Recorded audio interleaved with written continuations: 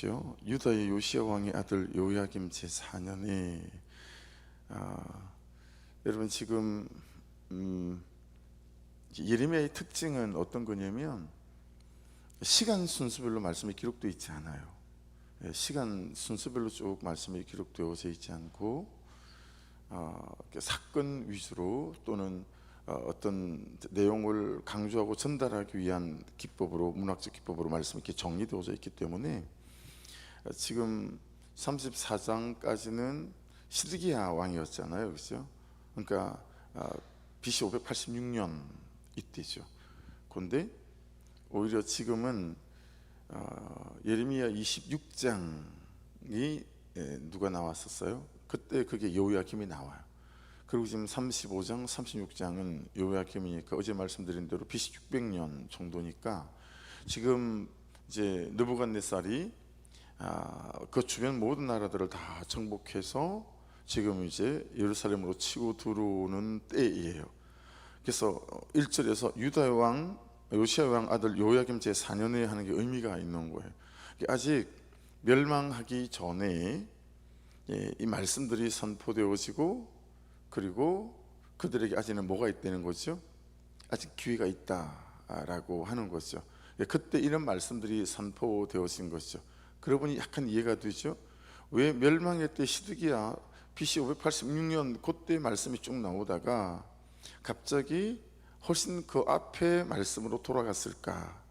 사람들의 마음 가운데 하나님이 우리한테, 나한테 이러실 수는 없는 거지 라는 마음이 왜 없겠어요?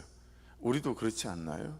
우리도 그래도 하나님 보시기에는 어떨지 모르지만 하나님, 그래도 저는 제 나름 최선이었어요.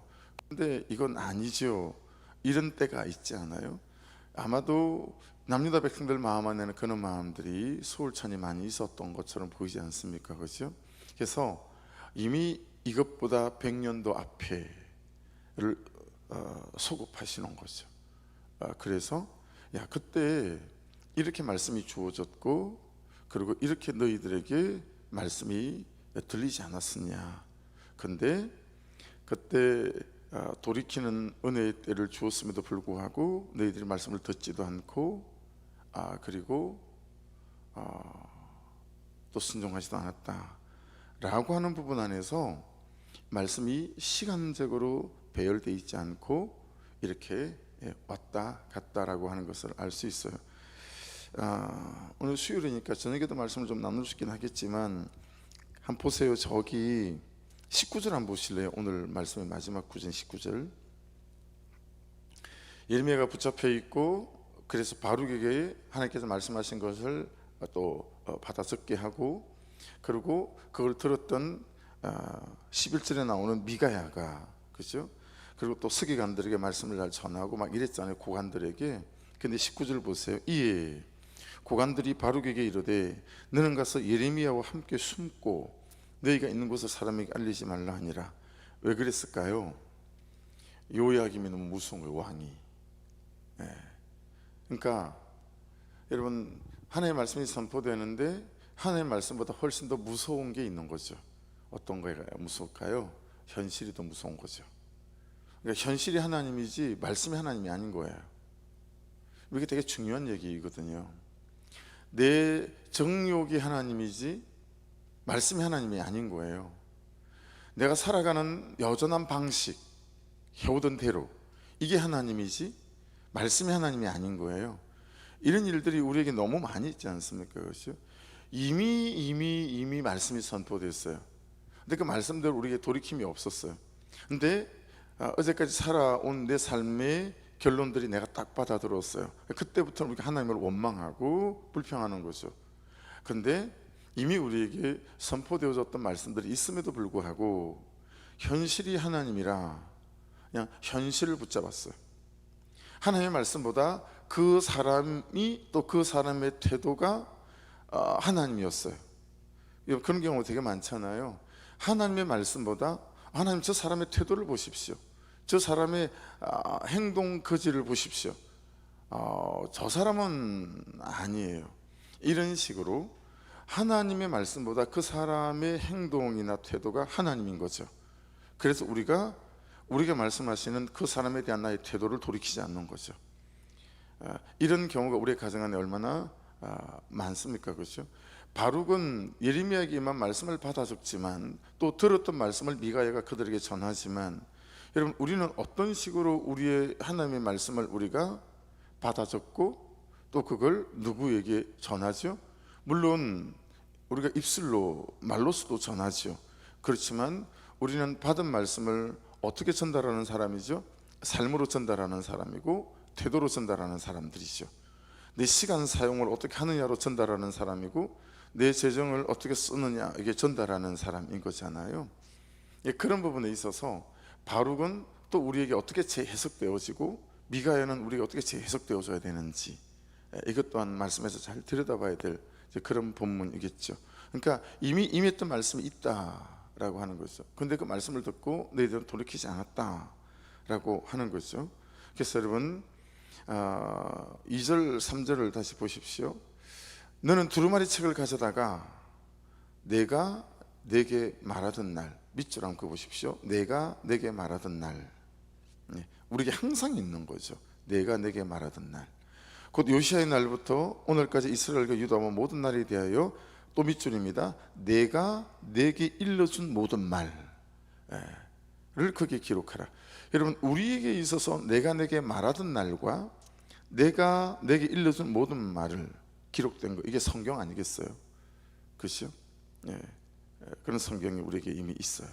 그리고 매일 말씀을 큐티할 때마다 어때요? 내가 내게 말하던 날이 되시죠. 오늘도 이 말씀은 하나님께서 우리 각자에게 말씀하시는 날이 되어지는 거죠. 3절입니다. 유다 가문이 내가 그들에게 내리란 모든 재난을 듣고 각기 악한 길에서 돌이키리니, 그리하면 내가 그 악과 죄를 용서하리라 하시니라. 3절은 정말 소망이 되어지는 거죠. 그러니까 저에게 닥친, 여러분에게 닥친 여러 현실들과 또 삶의 무게와 어려움들이 있을 수 있겠죠.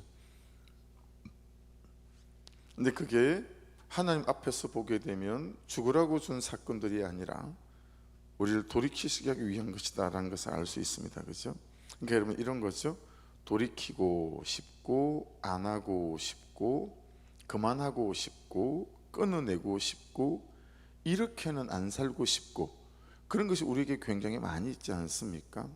내 본성이 그래서 내가 자라온 삶의 환경과 부모님에게 받았던, 또는 내가 본질적으로 갖고 있던 약한 어떤 성품적이거든 태도적인 것이든 그런 것들로 인해서 우리가 거기에서 끌려다니고 그렇게 살아온 삶의 방식들이 되게 많이 있잖아요.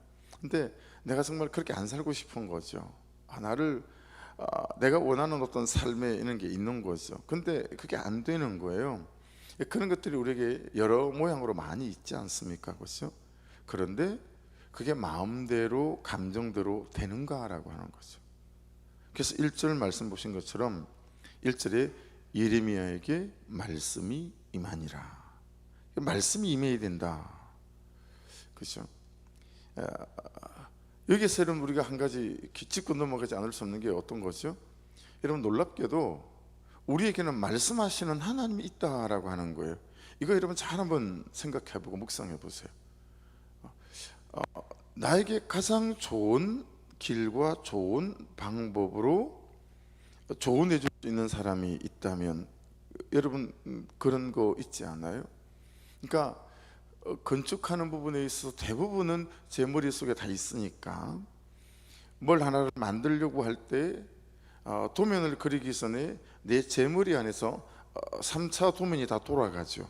그래서 물건 하나를 만들어도 이게 이렇게 다 돌아가서 나사가 몇 개 박힐 것까지를 전부 계산한 다음에 도면을 그리고 재료를 구입하는 거죠.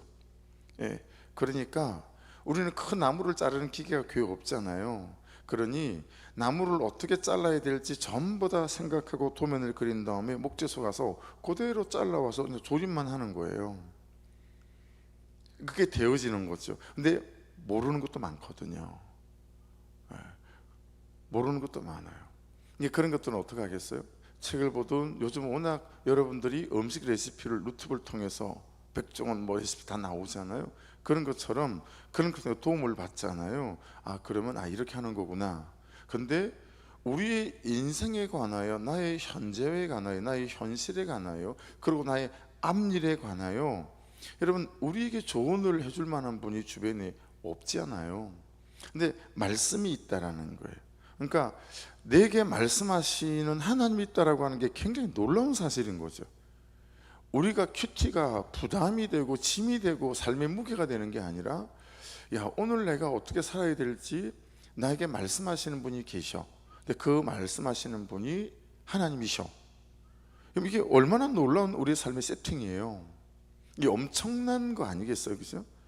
이게 생각의 각도를 바꾸면 말씀하시는 하나님이 나에게 있다라고 하는 거잖아요. 근데 우리에게 그게 부담으로 작용을 한다. 여러분, 이 생각을 좀 한번 우리가 바꿔봐야 되지 않을까요? 그래서 2절도 보십시오. 내가 내게 말하던 날, 하나님이 나에게 말씀하시는 날이 있다. 하나님이 나에게 말씀하시는 때가 있다. 하나님이 나에게 매일 말씀하신다. 내가 내게 일러준 말, 그게 무엇입니까? 우리가 매일 보고 있는, 듣고 있는 이 말씀이라고 할 수 있겠죠. 근데 이 말씀을 주시는 이유가 뭐예요? 3절을 보시면 돌이키기 위해서예요. 돌이키기 위해서. 왜, 어디서 돌이키기 원하시는 거죠? 악과 죄를 돌이키게 하시는 이유는 용서하기 위해서예요. 우리를 돌아서게 하시는 이유는 악과 죄를 용서하시기 위해서. 하나의 목적이 너무 분명해요. 그렇죠? 악과 죄에서 우리를 용서하시기 위해서, 그러려면 우리가 돌아서야 되잖아요. 돌아서게 하려니 돌아서게 할 수 있는 말씀이 있어야 되는 거예요. 그래서 말씀을 주시는데 말씀을 안 듣는 거죠. 왜냐하면 내가 하나님이어서. 내가 하나님이잖아요. 하나님이 아니고. 그러니 내가 옳다 싶은 생각에서 우리는 절대로 물러서는 법이 없는 거예요. 예. 근데 이 고집과 이 완고함이 언제 꺾일지 모르겠으나 제가 여러분이, 그렇죠? 그래서 여러분, 죄를 보는 큐티, 이거 말하기 좀 그랬거든요. 굳이 큐티 그러면 되지 왜 죄를 보는 큐티 그래가지고 다른 교회를 다니다가 온 분들, 처음 믿는 분들이 이런 얘기를 들어본 적이 없으니 부담 주고 막 갈등하게 만들고 그럴 필요 뭐 있어. 그냥 은근히 말하지 않고 그냥 젖어들게 만들고 스며들게 만들었다가 어느 날 물들어서 그때쯤 되면 죄를 보는 큐티 그래도 부담스럽지 않을 그런 생각할 때가 많이 있었어요. 왜냐하면 너무너무 힘들어하고 부담스러워하니까요. 그런데 여러분, 죄를 보는 큐티, 이 이유가 무엇입니까? 아니, 하나님께서 하나님의 말씀을 통해서 우리에게 죄를 보시게 하는 이유가 뭐냐고요. 오늘 말씀의 근거에서 보면 악한 길에서 우리를 돌이키게 하셔서 그 악과 죄를 용서하시기 원하셔서 우리가 말씀을 통해서 내 죄를 보기를 원하신다라고 하는 거 아니겠어요? 그럼에도 불구하고 우리가 죄를 보는 큐티라고 말하는 것 자체가 그 사람이 듣기 불편할 것 같으니, 그죠? 멈칫, 야, 이게 참 모를까? 이런 생각을 새벽에는 해보게 됐어요. 그래서 여러분, 중요한 게 뭐냐면 3절을 보십시오. 유다 가문이 내가 그들에게 내리라는 모든 재난을, 자, 동그라미, 듣고 각기 악한 길에서 돌이키리니 그리하면 내가 그 악과 죄를 용서하리라 하시니라. 11절 보세요. 사반의 손자요 그말의 아들인 미가야가 그 책에 기록된 여호와의 말씀을 다 듣고, 동그라미죠. 16절 가보세요. 그들이 그 모든 말씀을 듣고 놀라 서로 보며 바룩에게 이르되 우리가 이 모든 말을 왕에게 아뢰리라. 듣고, 뭐 이건 매일 나오다시피 한 단어 샤마이니까요. 그러니까 여러분, 너무 중요한 거예요. 듣고. 근데 귀로만 듣는 거 말고 마음의 찔림을 받아 어찌할꼬 사도행전 2장에 나오는 것처럼 이게 들리는 거죠. 그래서 여러분 항상 저하고 여러분 우리가 쉬지 않고 기도해야 되는 것 중에 하나가 하나님 말씀을 들을 때마다 말씀이 들리게 하소서. 항상 말씀을 듣는 자리에 나가게 도와주시고 말씀을 듣는 자리에 나갈 때마다 말씀이 들리게 도와주셔서 내 마음을 찌르고 내 양심을 찌르고 내 생각을 찌르고 내 태도를 찌르고 내 살아온 삶의 방식을 찔러서 야 이게 아니구나 깨달아 돌이키는 은혜가 있게 도와주십시오. 이게 쉬지 않고 우리가 기도해야 될 내 자신이 나에게 해줄 수 있는 가장 놀라운 선물 같은 거죠. 예, 그렇죠? 내 자신이 나에게 해줄 수 있는 가장 놀라운 선물이 말씀을 듣는 자리에 내가 앉는 것이고 또 말씀을 들을 때마다 말씀이 들려서 하나님으로 살던 내가 내려앉아서 말씀이 하나님이 되고 그 말씀 앞에 내가 부복하여 엎드려 예수님 말씀대로 제 결정을 번복합니다. 내 선택을 번복합니다. 내 살아온 방식을 번복합니다. 그리고 참 안 되지만 내 욕구와 정욕과 내 혈기와 내 고집은 하나님 너무 꺾기가 싫지만 말씀하시니 말씀대로 제가 꺾을 수 있도록 저를 은혜를 주셔서 말씀이 하나님 되게 도와주십시오. 그럼 백날 우리가 이 싸움 하는 거 아니겠어요? 하나님이 나 자신을 주저앉히고 말씀이신 하나님대로 내가 그렇죠? 경우를 따지고 합리성을 따지고 보편성을 따지고 그렇죠? 상식을 따져서 아 저건 아니에요 하나님. 여러분 그 내가 갖고 있는 모든 보편성 합리적 설득 이거 전부 다 하나님이잖아요. 그래서 내가 설득되지 않으면 아무리 하나님 말씀하셔도 꿈쩍하지 않잖아요. 여러분 정말 잘 살펴야 합니다. 그래서 우리 자녀들이 받는 교육이 바로 이거거든요. 설득되는 거. 그래서 설득되지 않으면 움직이지 않는 거. 근데 그게 하나님 말씀 앞에도 그러한 거예요. 그래서 언젠가 말씀드렸지만 여러분 독일은 목사님 월급을 나라에서 주죠. 근데 독일 교회가 다 무너져 버렸죠. 왜 그러냐면 교육 때문에 그렇습니다.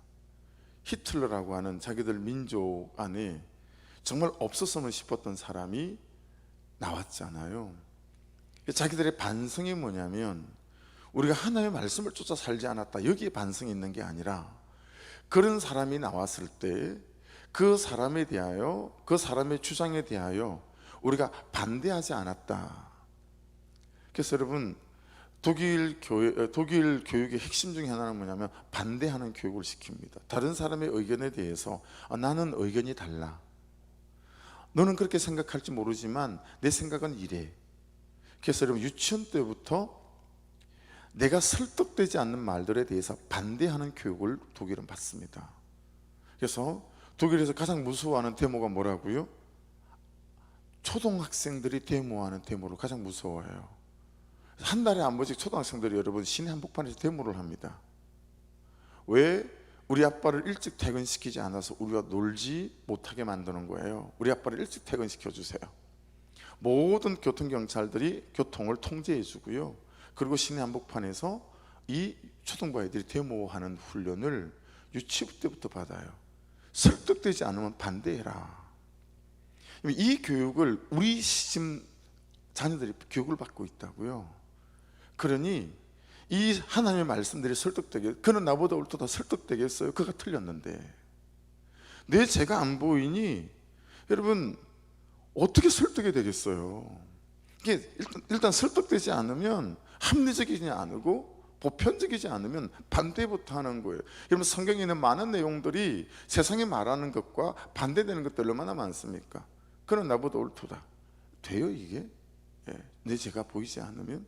그래서 내 죄를 보는 게 열쇠다라고 하는 거죠.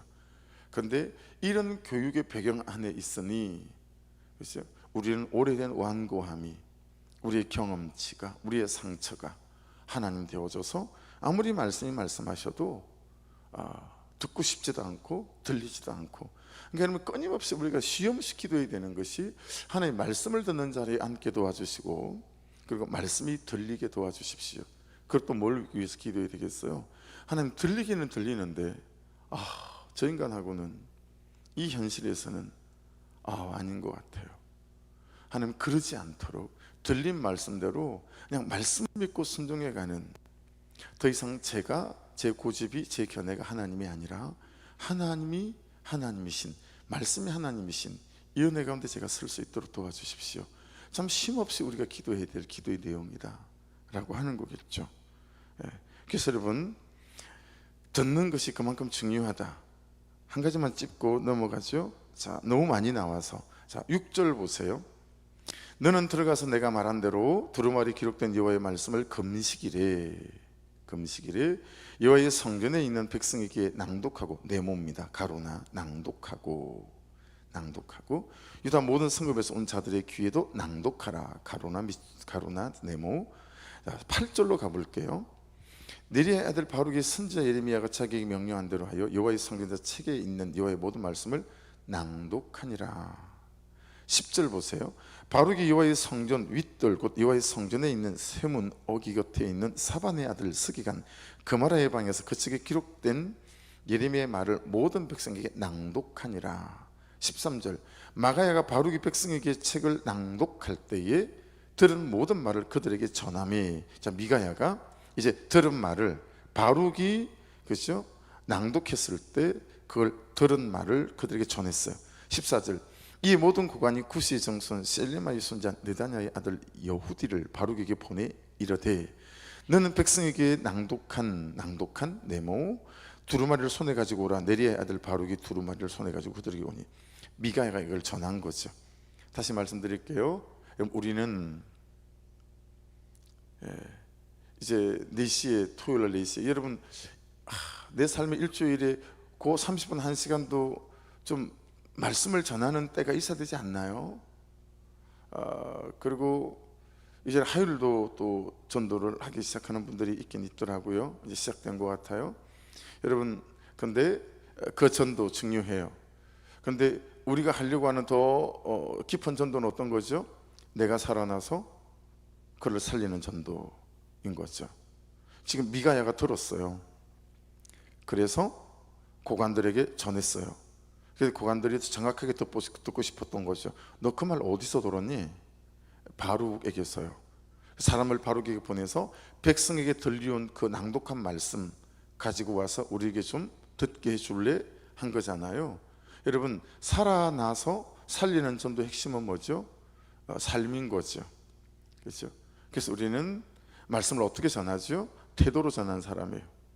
내 말하는 방식과 내 시간을 쓰는 방식들 안 되죠. 잘 안 되죠. 저도 잘 안 되죠. 근데 하나님의 은혜로 덧입어 그냥 반 걸음씩이라도 그냥 조금씩 그렇게 내가 하나님이 아님을 선포하고 말씀이 하나님을 선포하면서 반 걸음씩 목장 안에서 고백해가며 그렇게 말씀을 따라 사는, 아니 말씀을 하나님으로 쳐주는 이런 작업을 하는 거죠. 자, 17절 보세요. 그들이 또 바룩에게 물어 이르되 너는 그가 불러주는 이 모든 말을 어떻게 기록하였느냐 청하노니 우리에게 알리라. 18절 바룩이 대답하되 그가 그 입으로 이 모든 말을, 자 17절에 그가 불러주는 이 모든 말 그게를 가로해 보십시오. 전 이것도 그냥 낭독이다 보기 때문에 그렇게 지금 나누고 있어요. 그가 불러주는 이 모든 말. 18절에는 바룩이 대답하되 그가 그의 입으로 이 모든 말을 내게 불러주기로. 그렇죠? 이 또 낭독이라고 본 거죠. 또 뭐로 볼 수 있겠어요? 삶으로. 이 모든 말을 내게 불러주기로. 말을, 하나님 하신 말씀을 예레미야가 불렀고 그리고 바룩이 받아 적었지만 우리는 하나님 하신 말씀을 어떻게 세상 사람들에게, 내 남편과 아들에게 이걸 불러주는 거죠? 내 삶으로 불러주는 거죠. 이게 어려운 게 시간이 엄청 걸리거든요. 1년 동안 하는 내 태도를 보고 그들은 모르는 것 같아요. 그래서 이 싸움이 힘들죠. 나도 안 바뀌고 그리고 또 말씀대로 살아가는 내 삶도 안 바뀌고 내가 먹으로 책에 기록하였노라. 자, 그 낭독의 뜻이 뭐냐면 여러분 카라라는 거예요. 카라. 낭독이 되게 많이 나오잖아요. 이런 뜻이에요. 부르다, 선포하다, 소환하다, 읽다, 이런 뜻인데 오늘 말씀의 근거에서 맥락 안에서 해석하면 이런 거예요. 카라, 이게 부르다라는 거니까 이런 거죠. 나의 부르심이 뭔가. 두 번째, 나의 보내심은 뭔가. 부르심을 우리가 뭐라고 얘기하죠? 영어적으로 또 신학적으로 콜링이라고 하죠. 자, 저하고 여러분을 예수 그리스도인으로 콜링하셨어요. 하나님께서 우리를 부르셨어요. 그렇죠? 자, 부르신 다음에 우리로 하나님이 말씀 안에서 치유하시고 회복시키시고, 그리고 남편에게로, 아내에게로, 자녀들에게로, 가정으로 보내시죠. 세상으로 보내시죠. 이걸 뭐라고 하죠? 나의 보내심이라고 하죠. 나를 부르시고 나를 보내세요. 그렇죠? 그러니까 교회 안에서 열심히 기도하고 예배하고 너무 좋죠. 모이는데 부르심이죠. 그렇지만 반드시 모이고 난 다음에 뭐 해야 되죠? 세상으로 나가야 되죠. 보내심. 그렇죠? 가정 안으로 들어가야 되는 거죠. 이걸 우리는 보케이션이라고 합니다. 소명. 이 보내심에 반걸음만 더 나가면 내 소명은 뭐지? 가정 안에서 내 소명은 뭐지? 직장 안에서 내 소명은 뭐지? 남편으로서, 아빠로서 내 소명은 뭐지? 보케이션. 이게 이 낭독 안에 다 들어있는 뜻이에요. 나의 부르심은 무엇이고 나의 보내심은 무엇이고. 그래서 하나님께서 나를 콜링하신 이유는 나를 보내시기 위함인데, 왜 보내시냐면 소명이 있기 때문에 그렇다는 거예요. 보케이션. 근데 그 모든 부르심과 보내심과 또 소명을 우리에게 주시고 허락하시는 게 뭐죠? 말씀이다 라고 하는 것이 오늘 이 새벽에 우리가 나누고 있는 말씀인 거죠. 그래서 사랑하는 여러분, 말씀을 마칩니다. 저와 여러분 안에 오늘 보면 여호와의 금식일, 그때 말씀을 선포하잖아요. 왜냐하면 육체적으로 배고프지 않고, 현실적으로 배고프지 않고, 존재적으로 배고프지 않고, 감정적으로 배고프지 않으면 말씀이 들리지 않거든요. 그래서 여호와의 금식일이 있어요. 어떤 상처가 있다면 지금 여호와의 금식일일 수 있어요. 내 삶에 현실적으로 너무 큰 곤고함이 있다면 여호와의 금식일일 수 있어요. 내 몸이 어떻게 갑자기 좀 아프다면 여호와의 금식일일 수 있죠. 나를 가난하게 만드는 그 어떤 것들, 그렇죠? 여호와의 금식일이죠. 관계적인 갈등 가운데 있다면, 깨어진 관계가 있다면 여호와의 금식일일 수 있죠. 마음이 곤고하고, 돈이 곤고하고, 몸이 아파서 곤고하고, 여호와의 금식일인 거죠. 그 하나하나까지 나에게 하나님께서 특별하게 하신 말씀이 있나? 라고 마음과 귀를 기울이는 건 나쁘지 않아요. 여호와의 금식일의 말씀을 전하지 않습니까? 낭독하지 않습니까? 그렇죠? 그래서 여러분, 아무쪼록 우리가 우리에게 해줄 수 있는, 내 자신에게 해줄 수 있는 가장 큰 선물은 말씀을 듣는 자리에 앉는 거다. 그리고 말씀이 들리는 사람이 되게 해주십시오라고 기도하는 거다. 그리고 하나님 들린 말씀을 내 삶으로 가져가 적응해 볼 수 있도록 은혜를 부어 주십시오. 이것보다 더 중요한, 왜냐하면 놀랍게도 우리는 말씀이 임해야 되는 사람인데 내게 말씀하시는 하나님이 있다. 얼마나 놀라운 전제입니까? 이보다 더 놀라운 전제가 어디 있겠어요? 하나님이 세상에 나한테 말씀하신대요. 그러니 자연스럽게 요한복음 10장 27절로 갈 수밖에 없죠. 내가 하는 말 네가 다 알아듣고, 네가 하는 말 내가 다 알아듣고. 그래서 요한계시록 3장 20절로 가면 볼지어다 내가 문 밖에서 두드리노니 누구든지 내 음성을 듣고 문을 열면 내가 그에게로 들어가 그는 나와 더불어 먹고 너는 나와 더불어 먹고 마시겠다. 이 말씀들이 그렇게 다 연결되어서 가는 것 아니겠어요? 우리에게 날마다, 나에게 순간마다 말씀하시는 하나님이 계십니다. 우리에게는 말씀이 임해야 하고, 그래서 더 이상 나를 내 하나님으로 붙잡고 살지 말고 말씀으로 내 하나님으로 붙잡고 살아가는 그런 인생의 국면 안으로 들어가야 되겠다라고 하는 것입니다. 기도하겠습니다. 말씀 붙잡고 기도하시면서 하나님, 날마다 말씀이 임하는 인생이 되게 도와주십시오.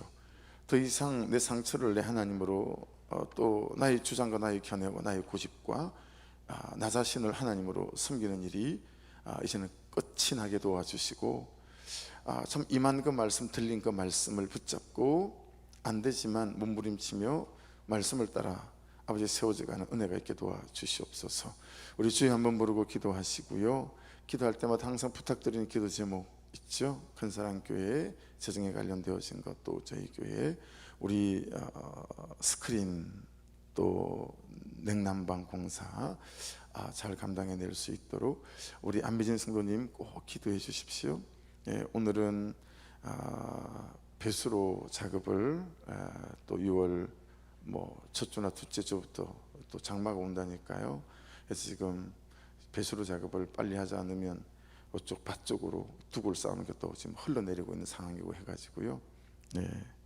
그래서 기도해 주시고, 한윤옥 집사님도 오늘 수술합니다. 오후 어제 밤늦게 카톡이 왔는데 오후 2시인가 또 수술합니다. 갑자기 좀 발을 삐셔가지고 엄지발가락이 이렇게 골절이 된 것 같아요. 또 기도 부탁드립니다. 우리 주여 한번 부르고 같이 기도 시작하겠습니다. 주여, 아버지 감사